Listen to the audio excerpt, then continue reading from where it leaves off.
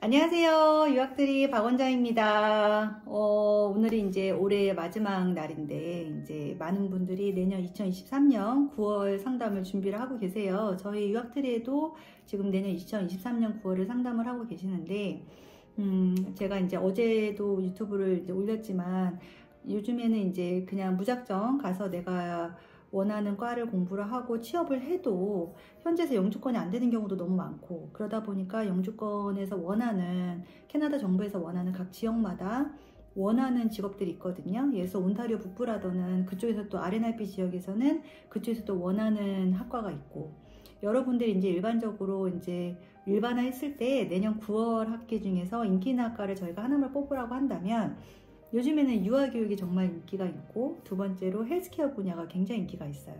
헬스케어라고 하면은 간호학과, 물리치료보조, 방사선, 또 임상병리보조, 덴탈어시, 또 덴탈, 하이진, 치의생학과, 또 요즘에는 뭐 널스 에이드도 있고 여러 가지 학과들이 있어요. 그런데 이제 요즘에 이제 유아교육 같은 경우에는 한국에서 현지에 가서 유아교육을 하는 사례도 있지만, 요즘엔 저희가 한국에서 유아교사 라이선스를 전환을 해서 캐나다 가서 이용하는 사례들도 많이 있어요. 그래서 저희 유학처 연락 주시면 한국에서 유아교사 자격증을 전환해서 또 캐나다 가서 공부하는 사례들도 있고, 여러 가지 케이스 루트를 알려드릴 수 있을 것 같아요. 오늘 이제 상담을 주신 분 중에 이제 기억에 남는 분이 어떤 분이 있냐면, 요즘에 이제 고등학교 졸업하고서 지금 수능 보고 있잖아요. 고등학교 졸업하고 캐나다 대학을 이제 의대라던가 약대라던가 이렇게 가려는 분들이 있어요. 그래서 제 블로그를 보시고, 원장님 약사보조학과가 있던데 컬리지에서 약사보조학과를 공부를 하고 약대를 갈 수 있을까요? 또는 원장님 제가 보니까 치의생학과가 있던데 치의생학과를 졸업하고 치대를 갈 수 있을까요? 이렇게 물어보시는 분들이 있어요. 이게 참 이렇게 우리나라에서도 의대 가는 게 참 어렵잖아요. 캐나다도 마찬가지인데, 특히 이제 캐나다에서 의대 쪽으로 가시려면은 영주권이 있어야 돼요. 어떤 분들이 이제 뭐 학부에서 간호학과를 나오고 의대를 가는 분들도 있다는데 그럴 수 있거든요. 캐나다 같은 경우에는 이제 영주권하고 또 본인이 갈 수 있는 대학하고 이걸 잘 연결해서 고민을 해보셔야 될 것 같아요. 약사보조를 예를 들어볼게요. 약사보조를 가려면, 공립을 대학을 가려면 매년 9월에만 가야 돼요. 매년 9월에 가야 되게 되면 지금부터는 2022년 12월 30일인데 2023년 9월은 이미 마감이 돼서 안 돼요. 오늘도 어제도 계속 연락이 오셨어요. 원장님 제가 물리치료 보조로 가고 싶어요. 약사 보조로 가고 싶어요. 간호학과로 가고 싶어요.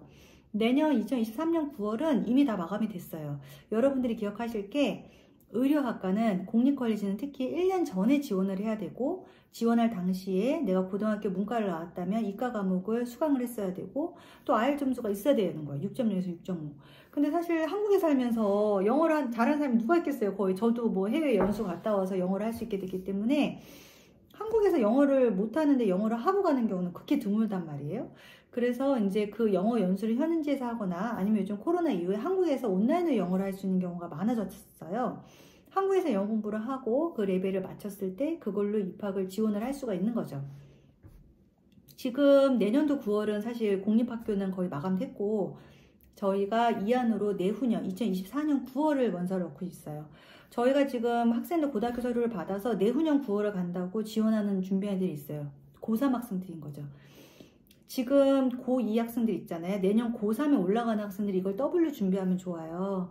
왜냐면 고3을 수능을 마치고 나서 가려고 하면은 내년을 못 가니까 내후년을 가야 되잖아요. 그래서 지금 이 동영상을 보고 있고, 지금 현재 고2라고 한다면 내년에 고3이 된다고 하면 정말 영어만 준비하면 되거든요. 영어만 준비하고 부족한 생물이라던가 화학은 인강으로도 준비할 수가 있어요. 그래서 지금 이 동영상을 보는 좀 고2라던가 또는 고1 학생들이 있다면 미리 좀 여유 있게 저희가 추천하는 온라인 영어 과정, 캐나다 이제 컬리지 입학 영어 과정 있거든요. 그것도 준비도 하고, 또 온라인으로 하는 캐나다 고등학교 가면 생물이라던가 화학을 준비를 하면 진짜 고등학교 3학년 수능 보기 전에 그 다음에 캐나다 대학의 의료 관련된 입학을 받아놓을 수가 있다는 거예요. 그게 장점인 거고요.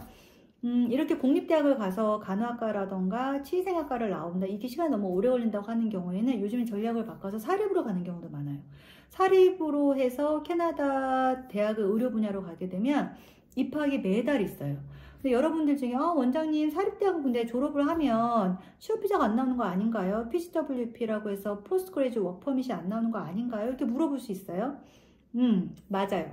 그렇지만 이 또 다른 플랜을 할 수가 있어요. 사립은 매달 시작을 하고 2년 공부가 아니라 1년의 공부가 끝나버려요. 방학 없이 그냥 스트레이트로 해서. 그렇기 때문에 학비가 공립을 3년 다니는 취생 이런 거보다 훨씬 싸져요. 덴탈 워시 같은 것도 1년짜리 과정은 굉장히 싸거든요. 1년짜리 공부를 하고 그 다음에 2년차에 공립을 가서 1, 2년을 공부를 한 다음에 취업비자를 받을 수 있어요.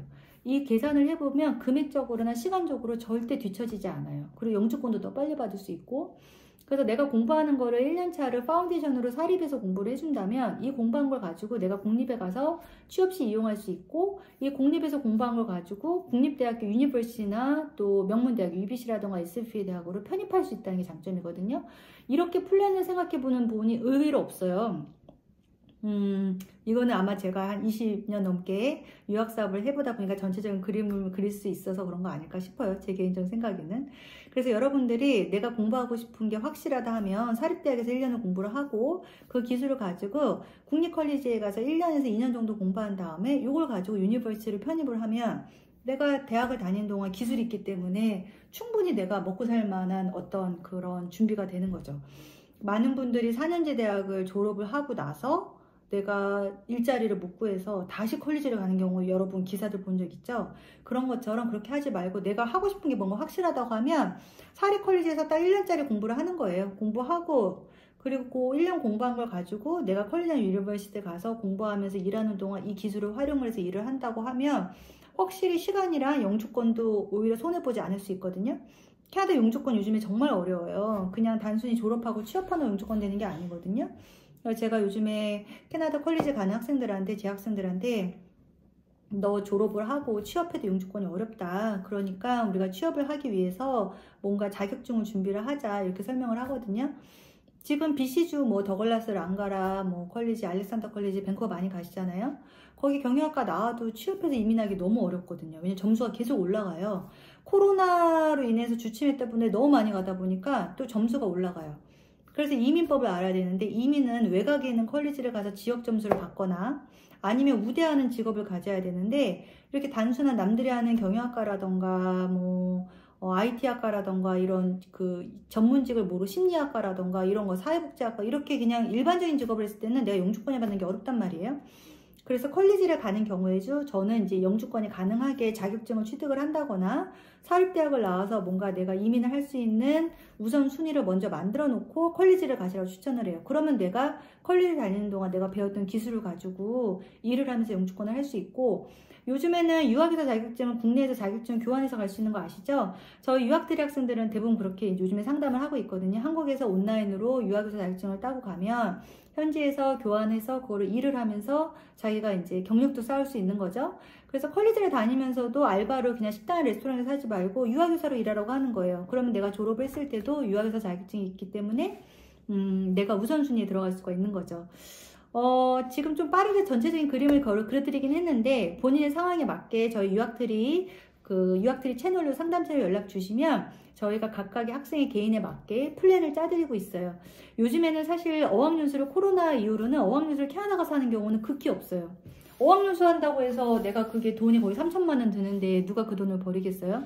어학연수 하지 않고 유학의 교사 자격증을 한국에서 따서 취업을 하더라도 유학교사 코업 과정으로 해서 현지에서 유치원에서 취업하면서 그걸 취업비자로 돌린다거나 단순하게 공립대학을 그냥 간다고 하면서 내가 영주권을 올해 3년, 4년 이렇게 끌진 않는 것 같아요. 잘 전략을 짜서 사립과 공립컬리지를 잘 믹스한다면 남들보다 더 빨리 내가 원하는 직업도 얻을 수 있고 오히려 비용도 세이브할 수가 있어요. 내년 2023년 9월 학기 원서 받고 있고요. 또 궁금한 거 있으시면 제가 항상 줌으로 지방에 계시거나 해외에 계시더라도 줌으로 상담을 무료로 하고 있어요. 그래서 여러분이 유튜브 보시고 원장님 저 누군데 유튜브 보고 상담했고 줌으로 미팅하고 싶습니다. 이렇게 유튜브 밑에 댓글로 달아주셔도 되고요. 그럼 저희가 상담원 연락해서 줌 링크 드리고 저랑 언제든지 편하게 상담하실 수 있고, 직장인들도 주말에 상담하실 수 있으니까 또는 이제 점심시간에도 상담하실 수 있고 다양한 정보 드리고, 저희는 이제 캐나다 대학이나 컬리지 가실 때 수강료가 따로 없어요. 왜냐면 제가 20년 넘게 캐나다 대학이랑 컬리지와 에이전트 계약을 맺어놨기 때문에 저희는 대학에 소속이 되어 있거든요. 그래서 궁금한 거 있으시면 저나 또는 대학교 국제부서와 같이 함께 상담을 하고 있고 많은 정보를 드리고 있으니까 유학원을 통했을 때 뭐 수속료가 많이 비싸거나 또는 오히려 뭐 추가 비용이 많이 있다 생각하시지 말고 상담도 무료로 받으시고 캐나다 대학에 대한 정보도 자유롭게 받으셨으면 좋겠습니다. 네, 여러분 새해 복 많이 받으시고 2023년에도 캐나다 유학 정보 많이 드리기 위해서 노력하겠습니다. 감사합니다.